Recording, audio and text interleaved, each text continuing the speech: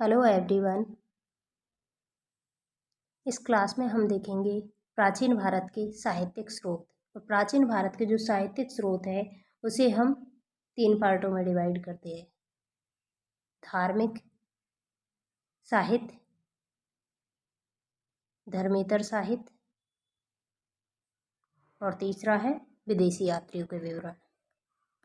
विदेशी यात्रियों के विवरण यानी कि प्राचीन भारतीय इतिहास है, उसके स्रोतों की जानकारी हमें पुरातात्विक स्रोत अथवा साहित्यिक स्रोतों से होती है, जिसमें जो साहित्यिक स्रोत है उसे हमने 3 पार्टों में डिवाइड किया है। धार्मिक स्रोत, धर्मेतर स्रोत और विदेशी यात्रियों के विवरण। जो धार्मिक स्रोत है उसे हम फिर से 3 पार्टों में डिवाइड करते हैं। कौन कौन से? ब्राह्मण साहित्य, दूसरा है बौद्ध साहित्य और तीसरा है जैन साहित्य। ब्राह्मण साहित्य को फिर हम जो वैदिक साहित्य और वैदिकेतर साहित्य में डिवाइड करते हैं। ब्राह्मण साहित्य को 2 पार्टों में डिवाइड करते हैं, वैदिक साहित्य और दूसरा है वैदिकेतर साहित्य। वैदिकोत्तर साहित्य, वैदिक साहित्य और वैदिकोत्तर साहित्य। वैदिक साहित्य में क्या क्या शामिल किया जाता है? वैदिक साहित्य में शामिल किया जाता है वेद, इसके अलावा ब्राह्मण, आरण्यक और उपनिषद, ये शामिल किया जाता है वैदिक साहित्य में। जबकि वैदिकोत्तर साहित्य में शामिल किया जाता है वेदांग, सूत्र, महाकाव्य और धर्मशास्त्र। किन किन को शामिल किया जाता है? वेदांग, सूत्र, महाकाव्य और धर्मशास्त्र। धर्मशास्त्र को भी हम आगे 4 पार्टों में डिवाइड करते हैं। जो धर्मशास्त्र है उसे हम 4 पार्टों में डिवाइड करते हैं। कौन कौन से? धर्मसूत्र, स्मृतियाँ, टीकाएँ और निबंध। ओके, तो हमने जो भारतीय इतिहास के स्रोत है उन्हें 2 शाखाओं में विभाजित किया है, पुरातात्विक स्रोत अथवा साहित्यिक स्रोत। पुरातात्विक स्रोत और दूसरा है साहित्यिक स्रोत। साहित्यिक स्रोत को हम ऐतिहासिक स्रोत भी कहते हैं। जो साहित्यिक स्रोत है, प्राचीन भारतीय के जो साहित्यिक स्रोत है उन्हें हम 3 पार्टों में डिवाइड करते हैं। धार्मिक स्रोत, धर्मेतर स्रोत और तीसरा है विदेशी यात्रियों का विवरण।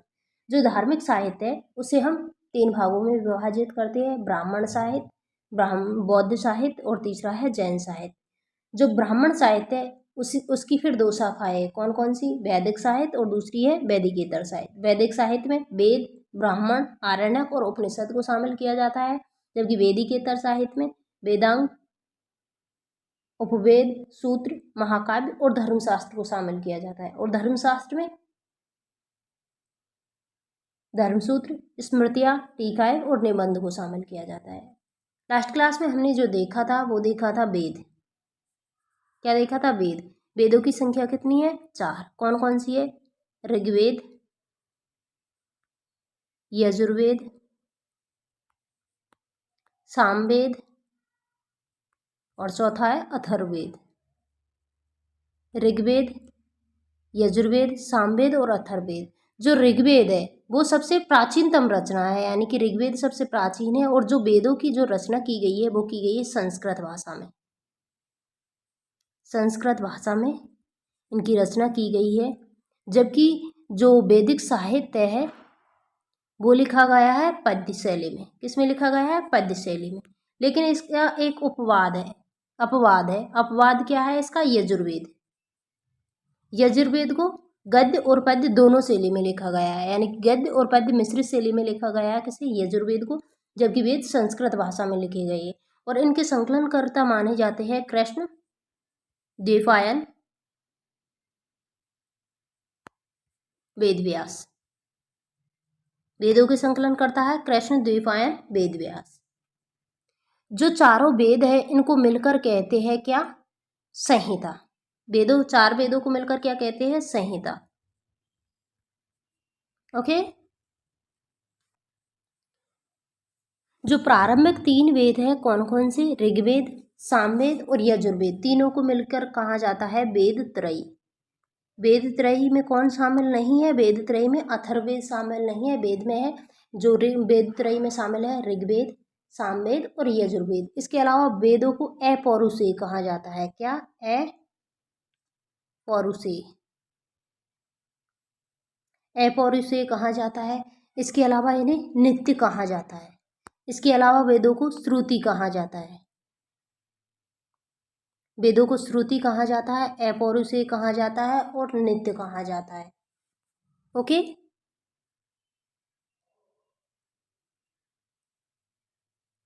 श्रुति का अर्थ होता है सुनकर लिखा हुआ साहित्य। ओके,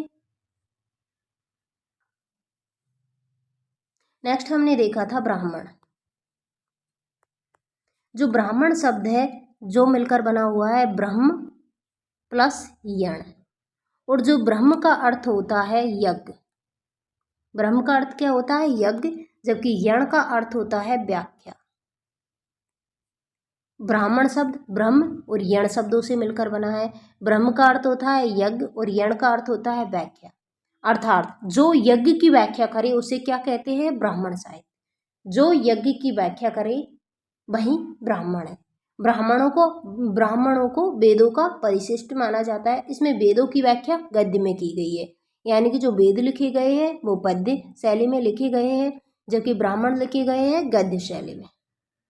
गद्य शैली में लिखे गए हैं ब्राह्मण ग्रंथ। ब्राह्मण का अर्थ क्या होता है? ब्राह्मण का शाब्दिक अर्थ होता है कि जो यज्ञ की व्याख्या करे वही ब्राह्मण है। वेद स्तुति प्रधान है, जबकि ब्राह्मण ग्रंथ विधि प्रधान है। ओके, तीसरा हमने देखा था आरण्यक। आरण्यक, आरण्यक दो शब्दों से मिलकर बना हुआ है, अरण्य प्लस यक। यक का मतलब होता है ज्ञान, यक का मतलब होता है ज्ञान, और अरण्य का मतलब होता है जंगल। तो ऋषि मुनियों के द्वारा जो जंगल में जाकर जो ज्ञान प्राप्त किया गया था वो कहलाता है आरण्यक। अरण्य प्लस यक, आरण्यक में यज्ञ से जुड़े कर्म कांडों की दार्शनिक और प्रतीकात्मक अभिव्यक्ति है, जो भारतीय दर्शन की शुरुआत मानी जाती है आरण्यकों से। आरण्यकों को रहस्य कहा जाता है। आरण्यकों को क्या कहा जाता है? रहस्य। और इसकी जो इनका प्रमुख विषय क्या है? प्राण विद्या। आरण्यकों का प्रमुख विषय है प्राण विद्या। जो वैदिक साहित्य में नेक्स्ट पॉइंट हमने देखा था उपनिषद। उपनिषद, उपनिषद 3 शब्दों से मिलकर बना हुआ है, उप, नि और शद। उप प्लस नी प्लस सद से मिलकर बना हुआ है उपनिषद। उप का मतलब होता है गुरु के पास, गुरु के पास। उप का अर्थ क्या होता है? उप का अर्थ है उप अर्थात गुरु के पास। नी का मतलब होता है शिष्य का, शिष्य का। और सद का मतलब होता है बैठना। उप का अर्थ होता है गुरु के पास, नी का अर्थ होता है शिष्य का, सद का मतलब होता है बैठना। अर्थात गुरु के समीप बैठकर शिष्य जो ज्ञान प्राप्त करे वह कहलाता है उपनिषद। उपनिषद का अर्थ क्या है? गुरु के निकट बैठकर या गुरु के समीप बैठकर शिष्य जो ज्ञान प्राप्त करे वह उपनिषद है। और जो उपनिषद है वो वैदिक साहित्य का अंतिम भाग है। उपनिषद वैदिक साहित्य का अंतिम भाग है, इस कारण इसे कहा जाता है वेदांत। क्या कहा जाता है? वेदांत। वेदांत, वेदांत क्यों कहा जाता है? क्योंकि ये वैदिक साहित्य का अंतिम भाग है।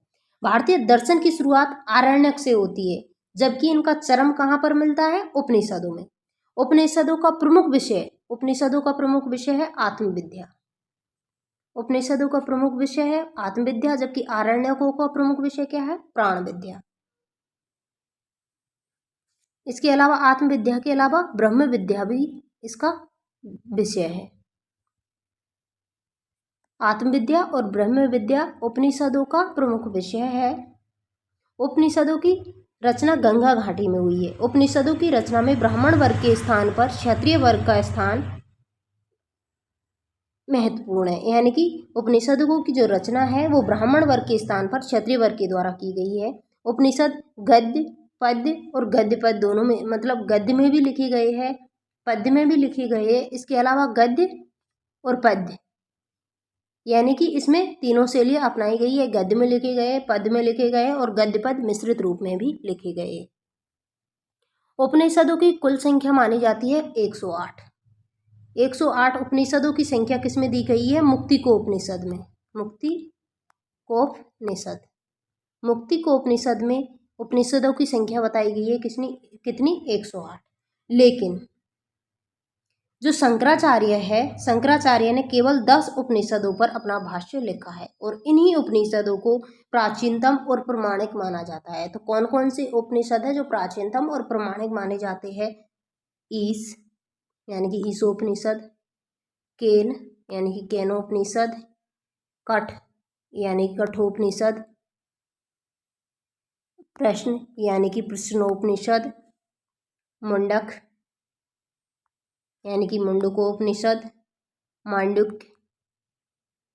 मांडुक्य यानी कि मांडुक्योपनिषद, तैत्तिरीय यानी कि तैत्तिरीय उपनिषद, ऐत्रेय उपनिषद, छांदोग्य उपनिषद और अंतिम है बृहदारण्यक उपनिषद। ओके, कौन कौन से हैं? ईश, केन, कठ, प्रश्न, मुंडक, मांडुक्य, तैत्तिरीय, ऐत्रेय, छांदोग्य और बृहदारण्यक उपनिषद। 108 उपनिषद बताए गए हैं किसमें? मुक्तिकोपनिषद में। लेकिन जो सबसे प्राचीनतम और प्रमाणिक उपनिषद माने गए हैं 10, जिन पर शंकराचार्य ने भाष्य लिखा है, कौन कौन से हैं? ईश, केन, कठ, प्रश्न, मुंडक, मांडुक्य, तैत्तिरीय, ऐत्रेय, छांदोग्य और बृहदारण्यक। सबसे विशाल उपनिषद किसे माना जाता है? सबसे विशाल उपनिषद है बृहदारण्यक। बृहदारण्यक उपनिषद सबसे विशाल उपनिषद है और सबसे छोटा उपनिषद माना जाता है मांडुक्य। मांडुक्य उपनिषद सबसे छोटा है, जबकि जो बृहदारण्यक उपनिषद सबसे बड़ा माना जाता है। वेदों की कई शाखाएं हैं जिन्हें चरण की संख्या दी गई है। साकल शाखा ऋग्वेद की एकमात्र जीवित शाखा है। ऋग्वेद की एकमात्र जीवित शाखा कौन सी है? साकल। जबकि यजुर्वेद को शुक्ल यजुर्वेद और कृष्ण यजुर्वेद में डिवाइड किया है, यानी कि जो यजुर्वेद की 2 शाखाएं हैं, शुक्ल यजुर्वेद और कृष्ण यजुर्वेद। जबकि जो सामवेद की 3 शाखाएं हैं, कौन कौन सी? कौथम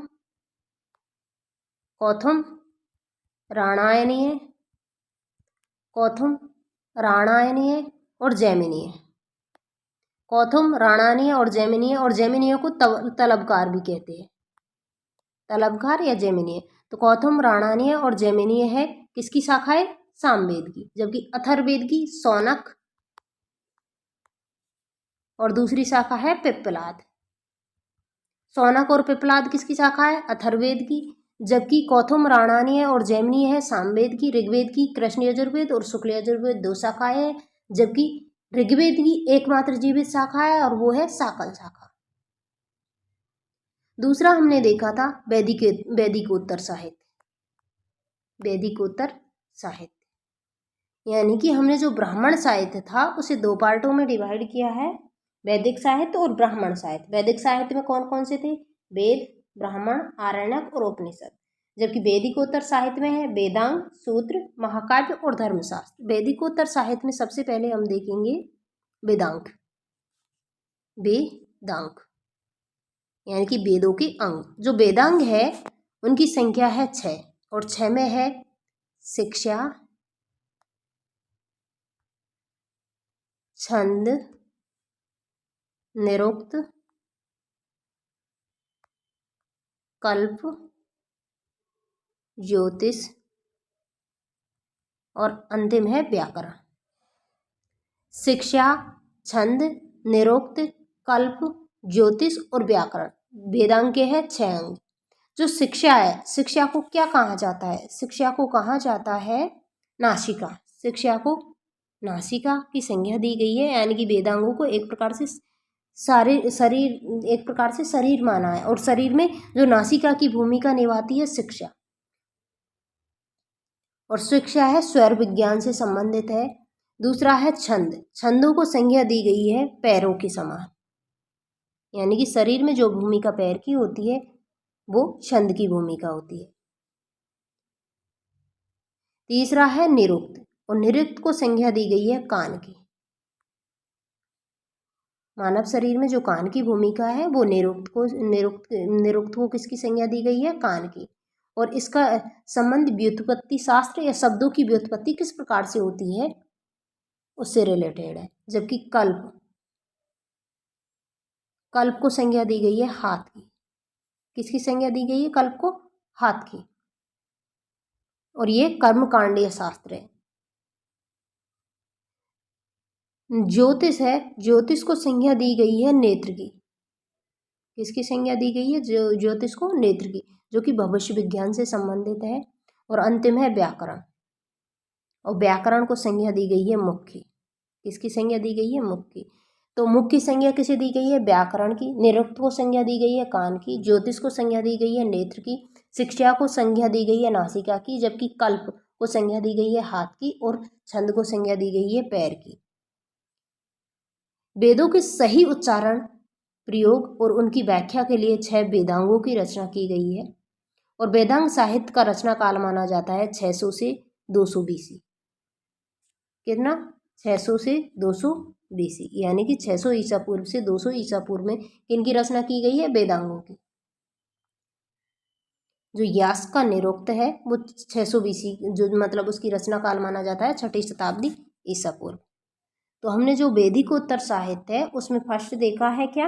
वेदांग। दूसरा है सूत्र साहित्य।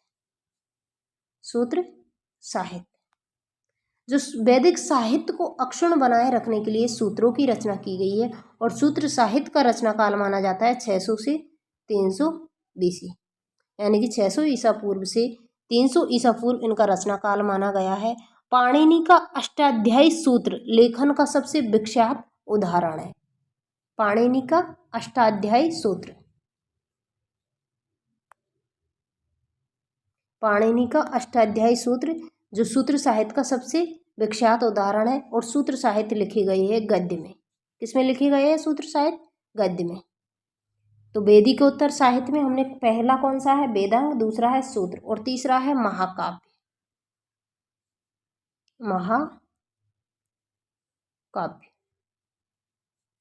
महाकाव्य और महाकाव्यों की संख्या है 2। एपिक्स है कौन कौन से? 2। कौन कौन से है? एक है रामायण और दूसरा है महाभारत। पहला है रामायण महाकाव्य और दूसरा है महाभारत। जो रामायण की रचना की मानी जाती है महर्षि वाल्मीकि के द्वारा। रामायण की रचयिता कौन है? महर्षि वाल्मीकि। जबकि महाभारत की रचयिता है वेद व्यास। महाभारत की रचना किनके द्वारा की गई है? वेद व्यास के द्वारा। महर्षि वेद व्यास के द्वारा रचना की गई है महाभारत की रचना। महाभारत को 18 पर्वों में विभाजित किया गया है, यानी कि 18 अध्यायों में विभाजित किया गया है। और जो एक परंपरा के अनुसार महाभारत के लिपिक माने जाते हैं श्री गणेश। कौन माना जाता है? भगवान श्री गणेश को महाभारत का रचयिता माना जाता है, मतलब जो लिपिक, यानी श्री गणेश के द्वारा इसे लिखा गया है। महाभारत में कुल 18 पर्व है। भगवत गीता इसे 6ठे पर्व जो है भीष्म पर्व। कौन सा है 6ठा पर्व? भीष्म पर्व। इस जो भीष्म पर्व का भाग कौन है? भगवत गीता किसका भाग है? महाभारत के 6ठे पर्व, और उसका नाम है भीष्म पर्व का। भगवत गीता को स्मृति प्रस्थान भी कहते हैं। शांति पर्व महाभारत का सबसे बड़ा पर्व है। शांति पर्व सबसे बड़ा पर्व है। ओके। जो महाभारत का सर्वप्रथम उल्लेख कहाँ मिलता है? महाभारत का सर्वप्रथम उल्लेख मिलता है आश्वलायन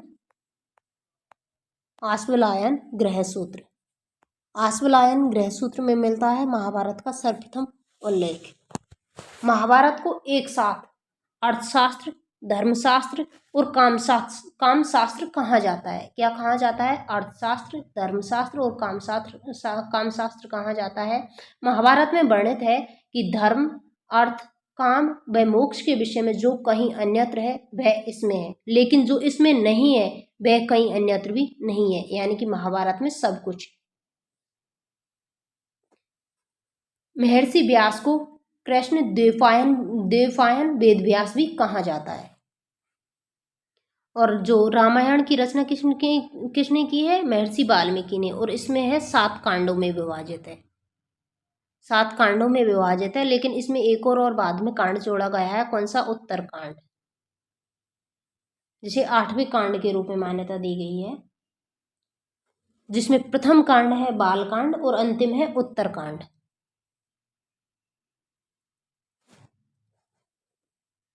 सॉरी, जो उत्तरकांड है वो 7वां कांड है। 7वां कांड कौन सा है? उत्तरकांड। जबकि इसमें एक अंत में जोड़ा गया है जिसे कहा जाता है लवकुश कांड। क्या? लवकुश कांड। यानी कि महर्षि वाल्मीकि के द्वारा जो रामायण लिखी गई थी उसमें 7 कांड थे। प्रथम कांड था बालकांड और अंतिम था उत्तरकांड। बालकांड, अयोध्या कांड, अरण्य कांड, किष्किंधा कांड, सुंदर कांड, लंका कांड और अंतिम है उत्तरकांड। तो वेदिकोत्तर साहित्य में किसे शामिल किया जाता है? वेदिकोत्तर साहित्य में वेदांग, सूत्र, महाकाव्य और धर्मशास्त्र। तो नेक्स्ट हमारा पॉइंट है धर्मशास्त्र। जो वेदिकोत्तर साहित्य में धर्मशास्त्र है। मानवीय जीवन के लक्ष्य है पुरुषार्थ। मानवीय जीवन के लक्ष्य क्या कहलाते हैं? पुरुषार्थ। मानवीय जीवन के लक्ष्य पुरुषार्थ कहलाते हैं, जिन्हें धर्म, अर्थ, इन्हें 4 पार्टों में डिवाइड किया: धर्म, अर्थ, काम और मोक्ष। मानवीय जीवन के लक्ष्य है पुरुषार्थ, और पुरुषार्थ है 4। कौन से? धर्म, अर्थ, काम और मोक्ष। अर्थ और काम को यदि धर्म के अनुरूप नियंत्रित किया जाए, अर्थ और काम को यदि धर्म के अनुरूप नियंत्रित किया जाए तब मोक्ष की प्राप्ति होती है। यानी कि यदि इसमें क्या कहा गया है कि अर्थ और काम दोनों को, यानी जो पुरुषार्थ है, अर्थ और काम को यदि धर्म के अनुरूप नियंत्रित किया जाए तब मोक्ष की प्राप्ति होती है, और प्रत्येक व्यक्ति द्वारा अपना कर्तव्य पालन ही धर्म माना जाता है। धर्म और अर्थ, धर्म, अर्थ, काम, मोक्ष, जो कि मनुष्य जीवन के लक्ष्य पुरुषार्थ के अंग है। और धर्म और अर्थ, यानी कि जो काम और अर्थ को यदि धर्म के अनुरूप नियंत्रित किया जाए तब मोक्ष की प्राप्ति होती है। और धर्म क्या है? धर्म है अपने कर्तव्य का पालन ही क्या कहलाता है? धर्म। ब्राह्मण परंपरा के अंतर्गत सिद्धांत और व्यवहार के बीच में संघर्ष को धर्मशास्त्र कहते हैं। वे समाज को 4 वर्णों में तो बांटते हैं, किंतु अनेक जातियों का भी उल्लेख करते हैं, जिनकी उत्पत्ति अंतर्वर्णीय विवाहों के परिणाम स्वरूप वर्ण संकर रूप में बताई गई है। धर्म ग्रंथों को 3 समूहों में बांटा जा सकता है। प्रथम 2 है धर्मसूत्र और स्मृति, जिनकी रचना हुई है 500 से 200 BC तथा 200 ईसा पूर्व से 900 ईस्वी की अवधि में हुई है। तृतीय समूह के अंतर्गत टीका, भाष्य, निबंध, संग्रह का रखा गया है। अर्थात जो धर्मशास्त्र है उसे त्रिवर्ग में बांटा गया है, 3 भागों में बांटा गया है। कौन कौन से? धर्मसूत्र, स्मृतियाँ और टीकाएं। निबंध इसका एक उपपार्ट है, यानी कि धर्मशास्त्र को 3 पार्टों में डिवाइड किया गया है। कौन कौन से? धर्मसूत्र, स्मृतियाँ, और स्मृतियों के ऊपर बाद में लिखी गई है टीकाएं। धर्मसूत्र, स्मृति और टीकाएं। जो धर्मसूत्र है उस धर्मसूत्रों की रचना काल माना जाता है 500 BC से 200 BC, यानी कि 500 ईसा पूर्व से 200 ईसा पूर्व के बीच। और प्रमुख धर्मसूत्र कौन कौन से हैं? गौतम धर्मसूत्र, आप स्तंभ धर्मसूत्र, तीसरा है वशिष्ठ धर्मसूत्र, और चौथा है बोधायन धर्मसूत्र। गौतम धर्मसूत्र, आप स्तंभ धर्मसूत्र, वशिष्ठ धर्मसूत्र और बोधायन धर्मसूत्र।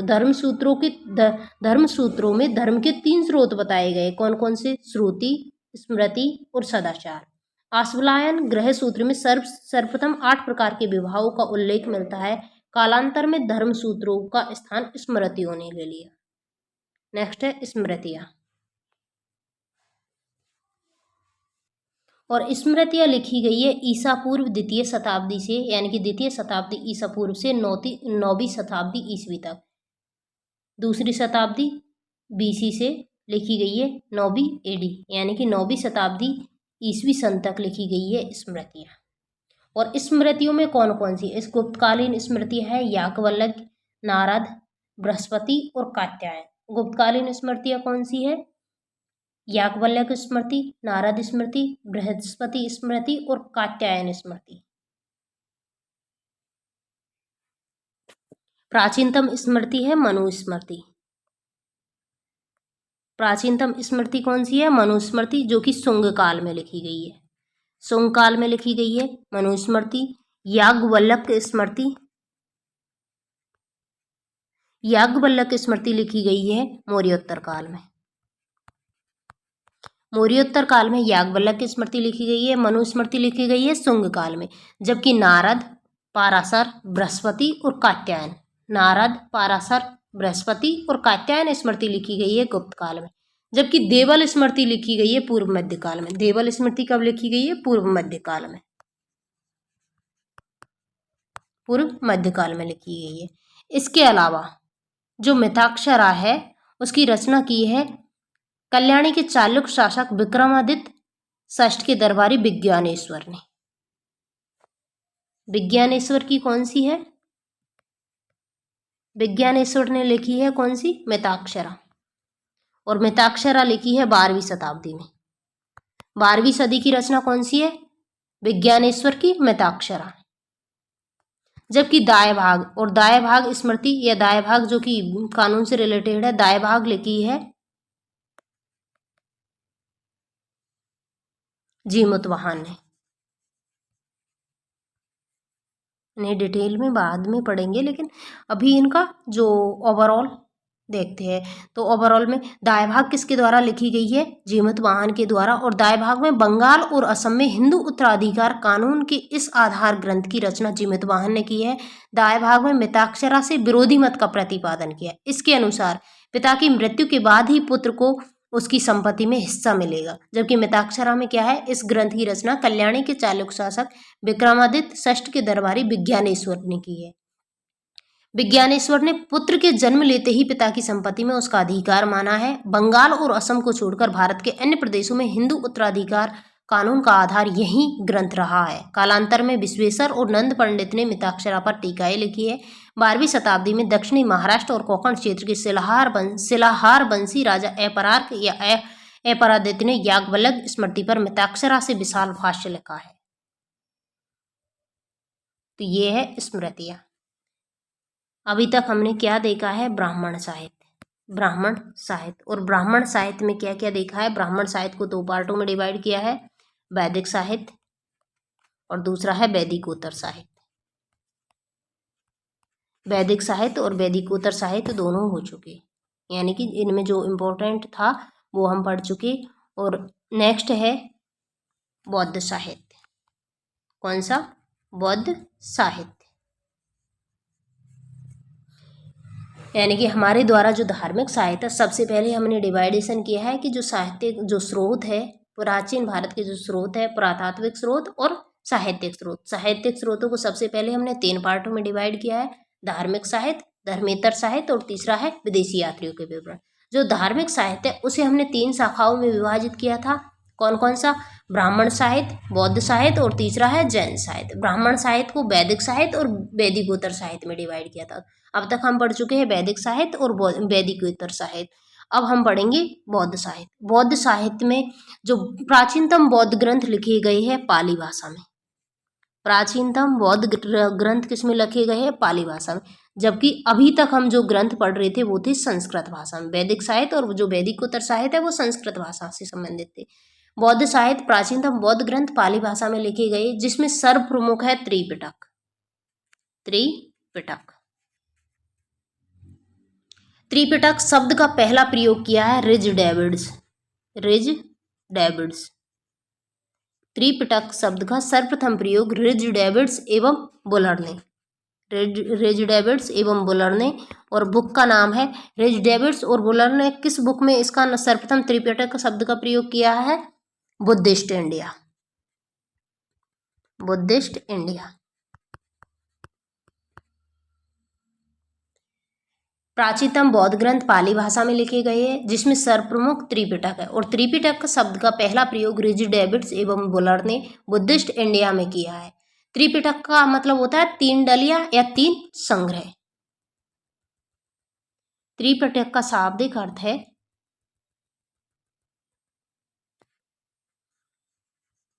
3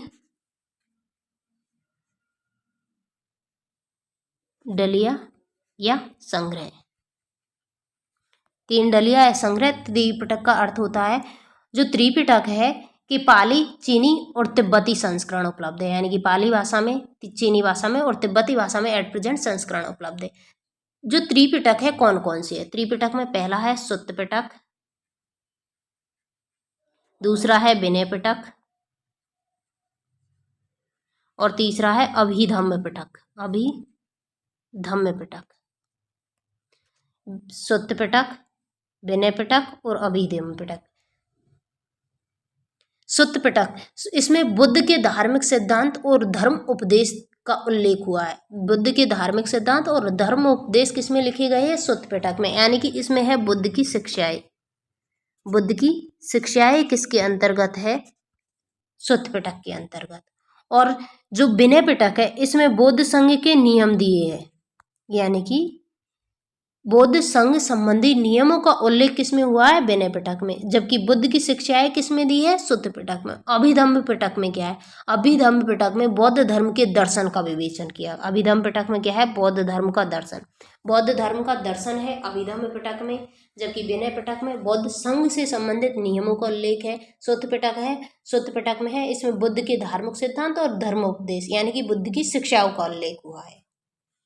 तो जो बौद्ध साहित्य पाली भाषा में लिखा गया है, प्रारंभिक जो बौद्ध साहित्य पाली भाषा में लिखा गया है, और इसमें सबसे इम्पोर्टेंट है बौद्ध साहित्य में त्रिपिटक। त्रिपिटक कौन कौन से? सुत्त पिटक, विनय पिटक और अभिधम्म पिटक। सुत्त पिटक का विषय क्या है, यानी कि विषय वस्तु है इसकी बुद्ध के धार्मिक उपदेश और सिद्धांत, यानी कि बुद्ध की शिक्षाओं का उल्लेख हुआ है सुत्त पिटक में। विनय पिटक में बौद्ध संघ से संबंधित नियमों का उल्लेख हुआ है, जबकि अभिधम्म पिटक में बौद्ध दर्शन का विवेचन किया गया है।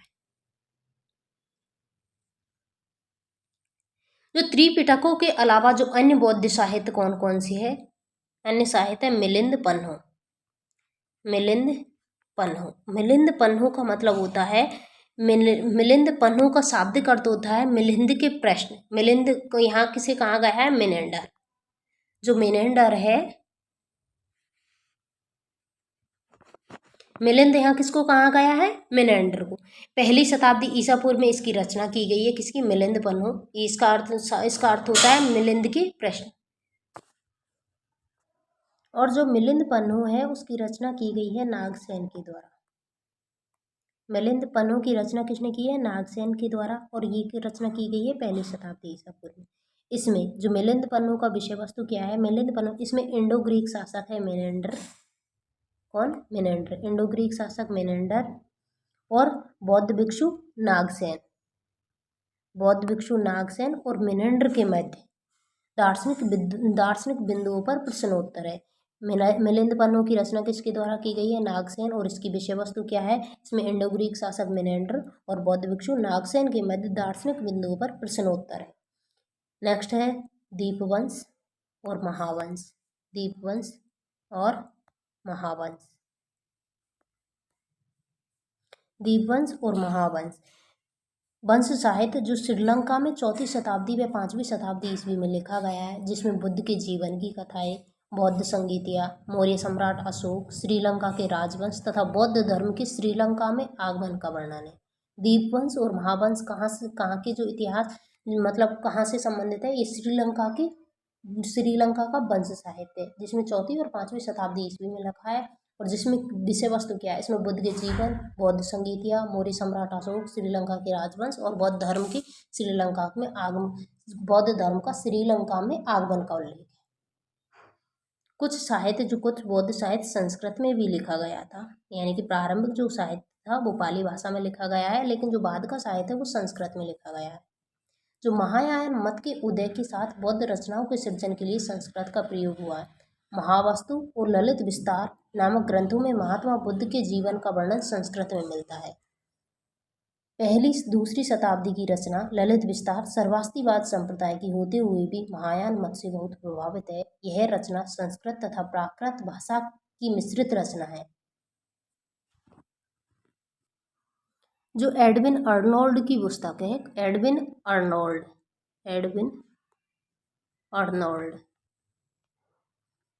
अर्नोल्ड की पुस्तक है द लाइट ऑफ एशिया।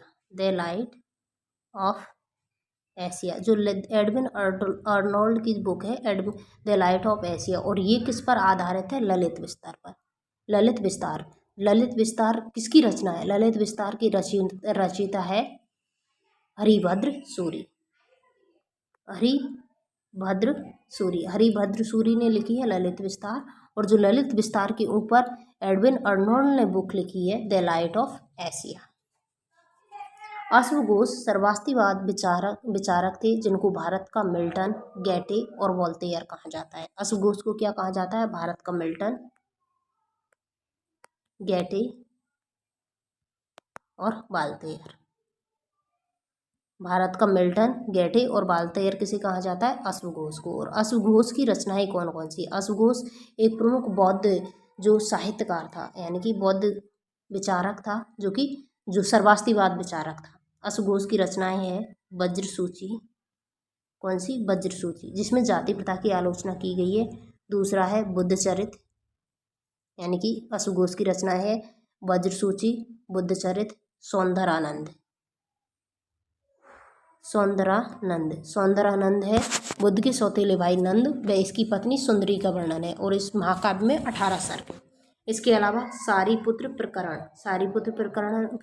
प्रकरण भी किसकी रचना है?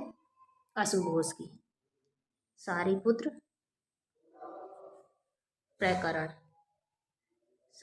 प्रकरण, बुद्धचरित, वज्रसूची, सौंदरानंद, ये किसकी रचनाएं है? अश्वघोष की।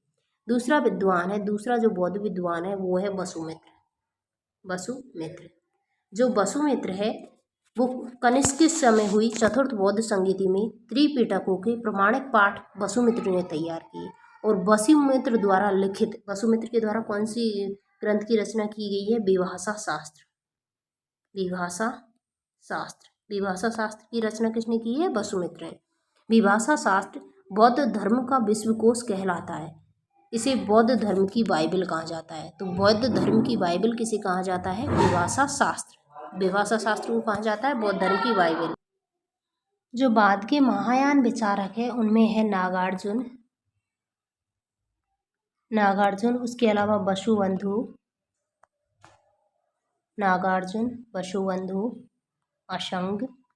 अशंग के अलावा है आर्यदेव, बुद्धपालित और दिडनाग। ये है बाद के महायान विचारक जिन्होंने कई रचनाएं की है। दिव्यावधान में परवर्ती मौर्य शासकों व पुष्यमित्र शुंग का वर्णन है। दिव्यावधान में क्या है?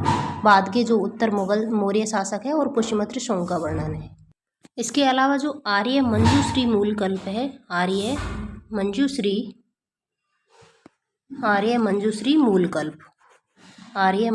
मूलकल्प है, वो भी महायान बौद्ध धर्म की एक गुप्तकालीन रचना मानी जाती है।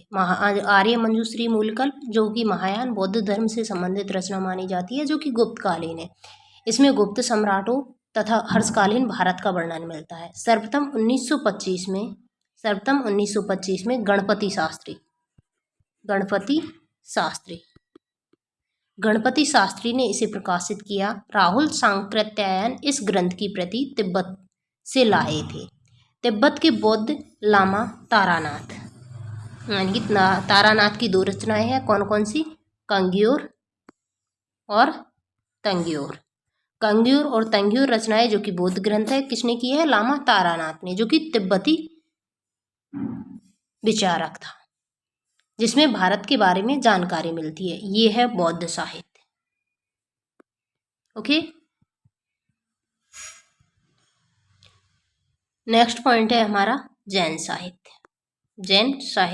सबसे पहले हमने देखा था ब्राह्मण साहित्य, दूसरा था बौद्ध साहित्य, और अब हम देखेंगे जैन साहित्य। जैन ग्रंथों को सामूहिक रूप से कहा जाता है आगम ग्रंथ। क्या कहा जाता है? जैन ग्रंथों को सामूहिक रूप से आगम या सिद्धांत की संज्ञा दी जाती है। कुल 46 आगम ग्रंथ है जिनके 4 भाग है। 46 आगम ग्रंथ है और इनके 4 भाग है। 4 भाग कौन कौन से है? प्रथमानुयोग, प्रथमानुयोग। दूसरा भाग है इसका कर्णानुयोग, प्रथमानुयोग, कर्णानुयोग। चतुर्नानुयोग तीसरा पार्ट है चतुर्नानुयोग, और चौथा पार्ट है द्रव्यानुयोग।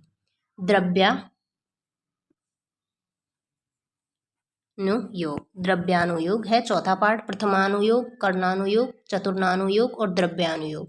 आरंभिक जैन ग्रंथ अर्धमागधी यानी कि प्राकृत भाषा की जो पूर्वी शाखा है उसमें उपलब्ध है।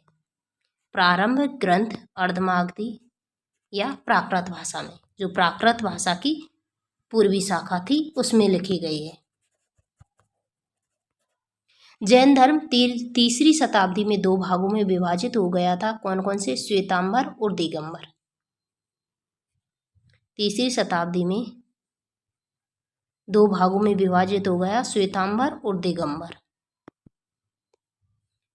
जो श्वेतांबर शाखा के धर्म सिद्धांत कौन कौन से है? 12 अंग, 12 उपांग। क्या? 12 अंग, 12 उपांग, 12 अंग, 12 उपांग, 10 प्रकीर्ण। 12 अंग, 12 उपांग, 10 प्रकीर्ण, 6 छेद सूत्र। इसके अलावा 4 मूल सूत्र में संकलित है। 12 अंग, 12 उपांग, 10 प्रकीर्ण, 6 छेद सूत्र और 4 मूल सूत्र में संकलित है। जो श्वेतांबर शाखा के जो धर्म सिद्धांत है वो है 12 अंग, 12 उपांग, 10 प्रकीर्ण, 6 छेद सूत्र और 4 मूल सूत्र में संकलित है। इसके अतिरिक्त नंदीसूत्र तथा अनुगोद्वार संग्रह भी उपलब्ध है। द्वितीय जैन संगति हुई है 513 ईस्वी में। जैन आगम को लिपिबद्ध किया गया है। जैनियों की प्राचीनतम रचना 14 पूर्व है। जैनियों की प्राचीनतम रचना कौन सी है? 14 पूर्व, जिनके रचनाकार महावीर स्वामी के शिष्य गौतम बताए जाते हैं। महावीर स्वामी के शिष्य गौतम के द्वारा रचना की गई है 14 पूर्व की, जो कि जैनियों की प्राचीनतम रचना है। जैन साहित्य में पुराणों का महत्वपूर्ण स्थान है, जिनको कहा जाता है चरित, यानी कि जैन साहित्य में पुराण लिखे गए हैं और जिन्हें कहा जाता है चरित। ये प्राकृत, संस्कृत, अपभ्रंश तीनों भाषा में, ये मूल रूप से जैन तीर्थंकरों पर लिखे गए हैं, यानी जैन तीर्थंकर है उनका चरित्र लेखन है। 9वीं शताब्दी में जिनसेन के द्वारा, किसके द्वारा? जिनसेन के द्वारा आदि पुराण, कौन सा है? आदि पुराण। और आदि पुराण में की विषय वस्तु क्या है? आदि पुराण में पहले तीर्थंकर ऋषभ देव की जीवन कथा है। ये किसके द्वारा लिखा है? जिनसेन के द्वारा लिखा गया है आदि पुराण, और जो किसको समर्पित है? जिनका आदि जो पहले तीर्थंकर है ऋषभ देव या आदिनाथ। 9वीं शताब्दी में जिनसेन के द्वारा हरिवंश पुराण, जो कि अरिष्टनेमि को समर्पित है, में कौरव, पांडव, कृष्ण, बलराम आदि की कथाओं को जैन संस्करण में लिखा है। रवि सेन ने लिखा है पद्म पुराण। रवि सेन ने लिखा है पद्म पुराण। जिनसेन ने लिखा है आदि पुराण और हरिवंश पुराण, जबकि रवि सेन ने लिखा है पद्म पुराण। गुणभद्र ने रचना की है उत्तर पुराण की। उत्तर पुराण की रचना किसने की है? जिनभद्र ने। कलिका पुराण भी जैन पुराण है। जिनसेन तथा गुणभद्र द्वारा 9वीं शताब्दी में लिखे गए त्रिषष्टि सलाका, त्रिषष्टि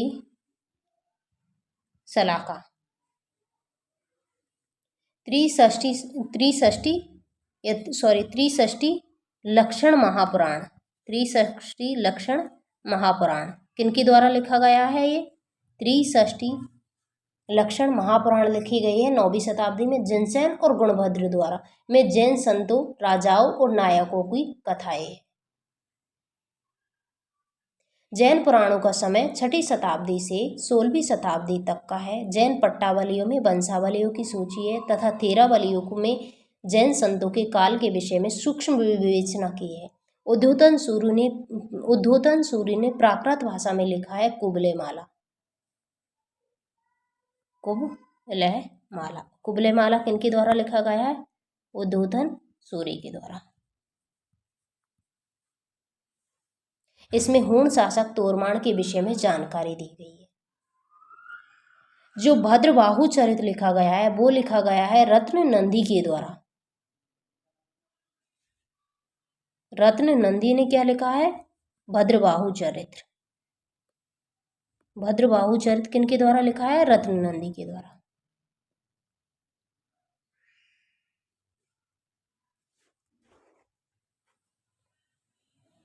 भद्रबाहु के द्वारा लिखा गया है कौन सा? भद्रबाहु चरित्र लिखा गया है रत्न नंदी के द्वारा। जबकि चालुक्य शासक जो जयसिंह सिद्धराज के दरबारी कवि थे हेमचंद्र। हेमचंद्र किसके थे? जयसिंह सिद्धराज के दरबारी कवि थे। इनके द्वारा लिखा गया है परिशिष्ट पर्वन। परिशिष्ट पर्वन हम पढ़ रहे हैं जैन साहित्य। जैन साहित्य में परिशिष्ट पर्वन किनके द्वारा लिखा गया है?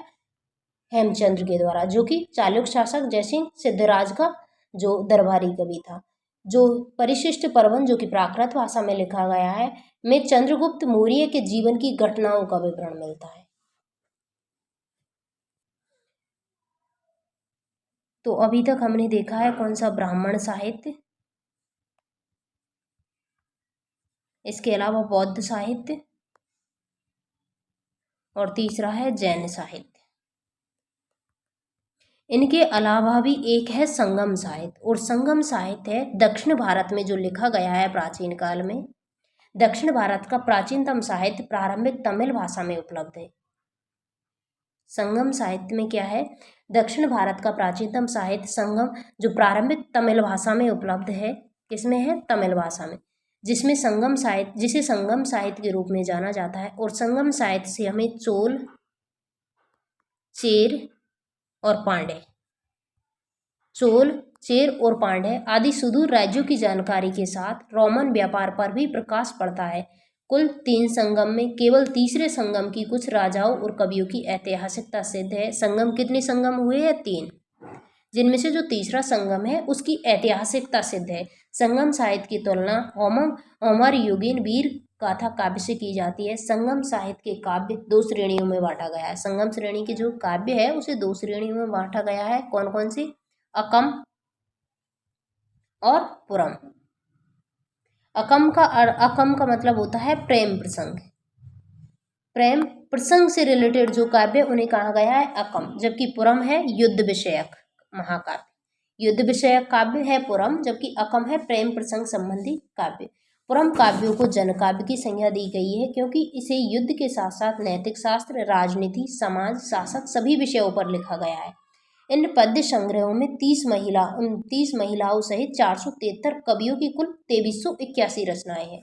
एत्तु तोके जिसमें पद्यों का 8 संग्रह होता है। पत्तू पातू जिसमें पद्यों का 10 संग्रह होता है। संगम साहित्य के प्रमुख काव्य। संगम साहित्य के प्रमुख काव्य कौन कौन से हैं? एत्तु तोके जिसमें पद्यों का 8 संग्रह है, जबकि पत्तू पातू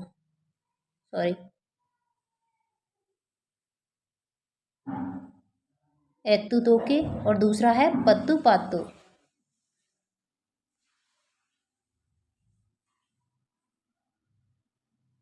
पत्तू पातू में 10 पद्यों का संग्रह। संगम साहित्य के प्रमुख काव्य है। तो जो संगम साहित्य है वो किससे रिलेटेड है? संगम साहित्य है दक्षिण भारत से रिलेटेड। इसकी भाषा है तमिल भाषा। उसमें और इसमें जानकारी प्राप्त होती है हमें चोल, चेर और पांड्य राजवंश की जानकारी प्राप्त होती है। इसके अलावा जो रोमन साम्राज्य के साथ जो व्यापार है उसकी जानकारी भी हमें इसमें प्राप्त होती है। और जो इसमें संगमों की संख्या है 3, यानी कि कुल 3 संगम हुए। और इसमें जो तीसरा संगम है उसकी ऐतिहासिकता ही प्रमाणित होती है। जो संगम साहित्य के काव्य को 2 श्रेणियों में बांटा गया है, अकम काव्य और पुरम काव्य। अकम काव्य में प्रेम प्रसंग संबंधी काव्य है, जबकि पुरम में है युद्ध विषयक काव्य। पुरम काव्य को जन काव्य की संज्ञा दी गई है क्योंकि इसमें युद्ध के साथ साथ नैतिक शास्त्र, राजनीति, समाज, शासक सभी विषयों पर रखा गया है। इन पद्य संग्रह में 30 महिलाओं सहित 473 कवियों की कुल 2381 रचनाएं। एत्तु तोके जो कि पद्यों की 8 संग्रह है, जबकि पत्तू पातू ये पद्यों को 10 संग्रह। संगम साहित्य के प्रमुख काव्य संग्रह। तो आज हमने देखा है धार्मिक साहित्य, और धार्मिक साहित्य में सबसे पहले हमने पढ़ा है ब्राह्मण साहित्य। ब्राह्मण साहित्य को 2 पार्टों में डिवाइड किया है, वैदिक साहित्य और वैदिकेतर साहित्य। वैदिक साहित्य में वेद, ब्राह्मण, आरण्यक और उपनिषद, जबकि वैदिकेतर साहित्य में वेदांग, सूत्र, महाकाव्य और धर्मशास्त्र पढ़े हैं। दूसरा पढ़ा है हमने बौद्ध साहित्य, और बौद्ध साहित्य का जो बौद्ध साहित्य है उसकी भाषा थी, प्रारंभिक भाषा थी पाली, और बाद में इसकी भाषा चेंज होकर क्या हो गई थी, संस्कृत। यानी कि बौद्धों का जो साहित्य लिखा गया है प्रारंभ में ये पाली भाषा में लिखे गए हैं, और इनकी जो मुख्य रचनाएं हैं वो है त्रिपिटक। त्रिपिटक इनकी मुख्य रचनाएं हैं, और त्रिपिटकों में है सुत्त पिटक, विनय पिटक और अभिधम्म पिटक। सुत्त पिटक इसमें बुद्ध के सिद्धांत, जो धार्मिक सिद्धांत और धर्मोपदेश दिए गए का उल्लेख हुआ है, जिसमें बुद्ध की शिक्षाओं से रिलेटेड है। विनय पिटक क्या है, विनय पिटक में बौद्ध संघ से संबंधित नियमों का उल्लेख है, जबकि अभिधम्म पिटक में बौद्ध धर्म के दर्शन का विवेचन किया गया है। इसके अलावा जो मिलिंद पन्नो किसमें लिखा गया है, पाली भाषा में लिखा गया है, और मिलिंद पन्नो की रचना की है नागसेन के द्वारा, और इसमें इंडो ग्रीक शासक मेनेंडर तथा बौद्ध भिक्षु नागसेन के मध्य दार्शनिक बिंदुओं पर जो प्रश्नोत्तर किए गए हैं उनका वर्णन है। दीपवंश और महावंश जो कि श्रीलंका में लिखे गए हैं 4वीं-5वीं शताब्दी में, और इसमें बुद्ध की जीवन कथा, बौद्ध संगीतिया, मौर्य सम्राट अशोक और श्रीलंका के राजवंश तथा बौद्ध धर्म के श्रीलंका में आगमन का वर्णन। संस्कृत में जो बौद्ध साहित्य लिखा गया है उसमें ललित विस्तार जिसकी रचना की है हरिभद्र सूरी ने, और जो ललित विस्तार के ऊपर इस आधार पर जो ललित विस्तार के आधारित एक रचना है एडविन अर्नोल्ड की, कौन सी, the light of Asia, the light of Asia. इसके अलावा जो अश्व घोष है वो सर्वास्तिवादी विचारक थे, और इनकी रचनाएं है वज्रसूची जो इसमें जाति प्रथा की आलोचना की गई है। दूसरी है बुद्धचरित।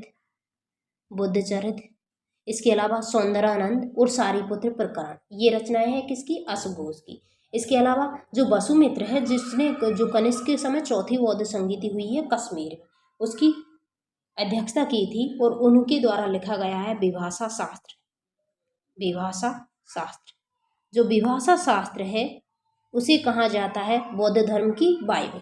बौद्ध धर्म की बाइबल किसे कहा जाता है, विभाषा शास्त्र, जिसकी रचना किसने की है, वसुमित्र। इसके अलावा जो बाद के महायान विचारक थे नागार्जुन, वसुबंधु, अशंग, आर्यदेव, बुद्धपालित और दृढ़नाथ। दिव्यावधान में लिखी गई है परवर्ती मौर्य शासकों और पुष्यमित्र जो शुंग का वर्णन किया गया है दिव्यावधान। इसके अलावा एक और ग्रंथ है कौन सा, आर्य मंजूश्री मूलकल्प। आर्य मंजूश्री मूलकल्प है, ये 6ठी-7वीं शताब्दी की रचना है, यानी कि गुप्तकालीन रचना है। इसमें महायान बौद्ध धर्म से संबंधित रचना मानी जाती है, और इसमें गुप्त सम्राटों और हर्षकालीन भारत का वर्णन मिलता है। 1925 में गणपति शास्त्री ने इसे प्रकाशित किया, और राहुल सांकृत्यायन इस ग्रंथ की प्रति तिब्बत से लाए थे। तिब्बत के जो बौद्ध ग्रंथ है, जो बौद्ध साहित्यकार है या बौद्ध विचारक है, वो है लामा तारानाथ, और तारानाथ के द्वारा दो ग्रंथ लिखे गए हैं, कांग्योर और तंग्योर। ओके। जैन साहित्य में हमने देखा है जो जैन साहित्य है उसे कहा जाता है आगम, और जैन साहित्य की भाषा है कौन सी, जो